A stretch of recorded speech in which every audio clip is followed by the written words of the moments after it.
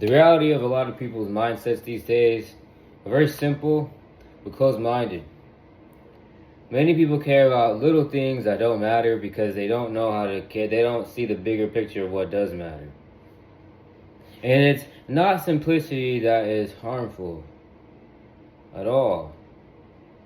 In fact, a simple life is actually what maintains peace. All the great ancients and mystics and sages, they talk about having and living a peaceful life through simplicity. But simplicity doesn't mean just worrying and concerning yourself with little things and little matters. In order to live simplicity, we have to understand the small things, but not get concerned and worked up about them.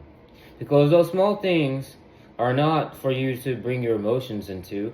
Your emotions automatically are going to be brought into them. But it's not for you to hold on to them. It's for you to work through them so that you can be able to extract what it is out of it and place it into the bigger picture of things. To complete the puzzle. You know, when an emotion arises, it's kind of like a ball. And inside that ball, or maybe instead of a ball, let's do a clam.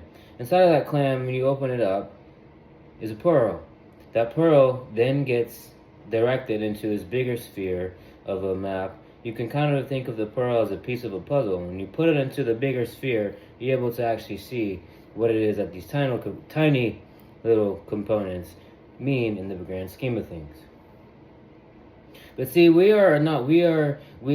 skip the pulling back stage. Sometimes people just skip the pulling back stage and they just keep the clam itself. They never get to open it up and see that it's a pearl. Some people end up opening it up and seeing it's a pearl, but then they don't know how and where to fit it into a puzzle. So a lot of people are in these different stages where they're still caught up in these little things that really don't matter in the grand scheme of things. Now, why is this pretty much important? Because if you really want to live a fulfilled life, or fulfillment life full of fulfillment, I know we all do. We all talk about it all the time. Literally, everything that you see on the news, everything that you talk about, everything that you hear your friends talking about, everything that you see scrolling on the fucking internet, talks about wanting to live more of a fulfilling life. Whether you are in a place of status where you have a lot of money, a lot of material things, and then you're looking for someone to help you to spend it on or to accompany you. Or whether even if you're someone who does have a lot of things, or maybe not a lot of things at all, but you're someone who wants to maybe build a business or whatever, that's fulfillment for you. But if you're someone that wants to, I don't know, start a new fucking job, hobby, that's fulfillment for you, right? But in those things, a lot of people, to some degree, will talk about those things because they can't immediately do it. They always focus on what they lack, which is, I don't have enough resources to do that. They have the picture in mind, but they don't have the vision to know how to get there. And that's that separation. But in order to actually get there, we do have the pieces to get there. It's not in the money. It's not in more material either. It's literally in the little things that we do in day to day. Again, it's about the emotions that you feel. The little things that we focus on our emotions are great, but how we actually focus on them is what's actually keeping us stagnant from being able to reach that bigger vision.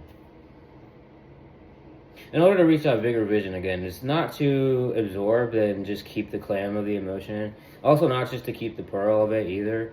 It's really just to kind of put it back into that bigger picture. How is this going to build onto my vision? But then you have to remember what your vision is. Many people actually forget their vision. They go through life, and then they feel all these different things. They live a really, really fast life where they feel all these different things all at once, but then they don't know how to slow down. Because slowing down wouldn't allow them to peel and open back the clams, to find the pearls, and to put it back into the vision. But most people go too fast, so fast. They focus on power, they focus on control, all these different things that they end up becoming out of control. And now there's a lot of things on them that when they sit down, it feels like very heavy for them to process. Because it is, because they didn't allow themselves initially to kind of do something and then sit down. Do something and then sit back. Do something and then sit back. They just pile, and then when it gets too big, they don't know how to sit down with it. So there's so many different dilemmas that people cause into themselves. So many. And that's another thing too, right? Because many people just blame life. Oh, life is doing this for me. People are doing this for me. No, you did it to yourself. So that's another dilemma. So everyone's pointing fingers at everyone else. And yet everyone's still unfulfilled, and everyone still has these dreams. And then they think that it's impossible to get there. When in reality, if they learn to kind of sit back, take their hands off the steering wheel and off the fucking pedal, the gas pedal, and they sat down and let them just kind of stayed idle a little bit. Maybe they waited a little bit longer at the stoplight instead of trying to get to their destination. Maybe just slow down a little bit. They'd be able to actually see that they have all the tools that they need. And that these emotions are really just emotions that are waiting for you to open up to find the pearl so you can put it back to your bigger plan. But then many people, again, they forget their plan in the process of all this. So then, that's kind of like the danger of like moving too fast, because you end up forgetting the bigger picture. You ever seen someone that has a plan to trick someone or something, so then they have to like lie to people so much that they end up falling victim to their own lies. They end up believing their own lies, forgetting that the entire plan in the first place was a lie to get somewhere. Yeah, they fell for their own trap. And it's the same thing. It's the same concept here. You move too fast to where you end up like your vision becomes very blurry. You're like, wait a minute, what am I doing here? You know, it's like that. So when you end up sitting down and you kind of just sit back and relax, like fully relax, like you're not thinking about, oh, what's the next thing I got to do, what's planned for tomorrow. You relax. Can you just relax? Understand that things are not going to go anywhere just because you're not working on it right now. Right? So when you just relax, take a step back, or at least set some time aside to, what am I feeling? What am I feeling? Because these feelings are just signals. They're messages for your plan, by the way. So if you're just escaping how you feel, you're literally just throwing away the keys. Even though it's not really being thrown away. It's more like I'm ignoring the keys that I need for the fulfillment that I actually want, which makes no sense. Because then if you're gonna complain about it, then it doesn't make any sense. So again, you sit back, you sit with your emotions, look at all the little clams that you have. You have to open up each one. Yeah, you're gonna have to do that work to open up each clam. Then you're gonna have to look at the pearl. Right? And whether you do it all in one like sitting, or whether you do it over the course of one day. Maybe open one clam one day. You take out the pearl and you're like, okay, I'm good. I have this pearl here. And I'm good.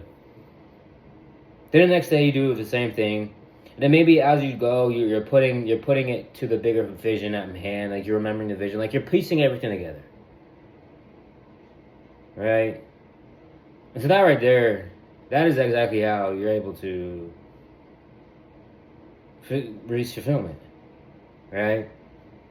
By understanding that everything comes through you. You always had everything, by the way. It was always you that had the keys. Your body signals it. Your body was signaling it to you, and if you weren't able to understand that your body was signaling it to you, then people outside you were also telling you, "Oh, but that sounded like an attack on you, huh? Oh, but you got offended when someone told you." See? So sometimes, if we don't listen to our bodies, the external your body is gonna signal to the external, "Hey, I need you to communicate with this person because they're not listening to me. My body isn't. You're not listening to your body, so your body's gonna tell the other person the next thing to tell you again. Hey, you need to look, and then you're still gonna get offended, and you're still gonna get mad, and you're still gonna be like, fuck this person, fuck this thing, I'm leaving." It doesn't make any sense, guys. Like, everything's here for you for a reason.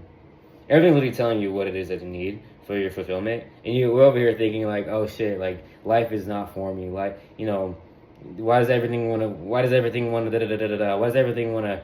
bite at me?